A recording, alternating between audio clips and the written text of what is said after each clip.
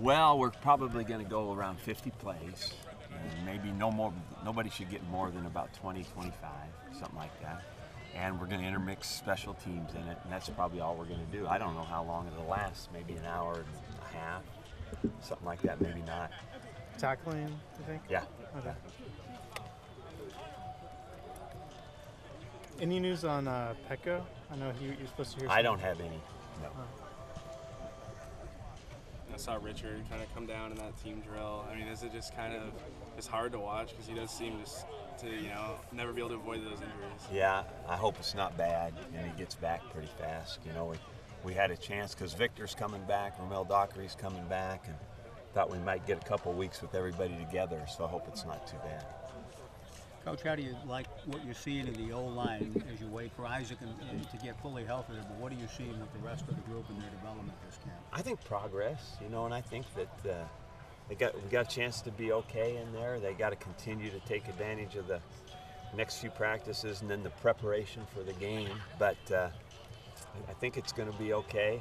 And there's some other guys that aren't in the front five that are developing as pretty solid backups. So I think it's going to be all right. Coach, with guys like Bolden and Isaac still out, what's your philosophy on waiting to bring them back in to make sure that they're 100%? Well, Isaac, we're going to be real conservative with. It's been a long time since he's done much athletically. So, really my philosophy is to do what the doctors tell me to do. And I don't make any decisions about that. When they give them back to us, I assume they're healthy. A guy like a hamstring deal, I always kind of give them another day. You're ready, okay, take one more day, because those things are so weird that you really don't know till you go full speed, and then you hope that they were right. So, what have been your impressions of Nelson at punt return? You know what? He's got a lot of ability, and I think we've got a lot of guys now that look good there. It's going to be a matter of really who is the most solid catching the ball, fielding the ball. That will determine. But he's got running ability for sure.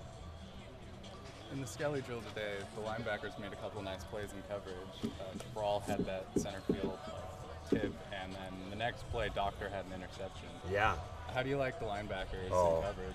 I love the linebackers everywhere, whatever they're doing. Those guys, they are really an identity feature for this team, that group of linebackers, with Jabrell and DJ and Mike Doctor. And then there's some pretty good guys right in behind them that are playing pretty well. So, Caleb Salo looks like he's going to be a good player. So it's a good group. Have you pretty much set a depth chart for the offense and defense? Pretty close. We discussed last night who we may not redshirt, and it's about 4 names, and that really kind of completes the roster, when you decide about those guys. Now, some of those guys won't be for sure, but we'll probably put them on an alert where we'll travel them, get them ready to play, and save them if we can, not play them.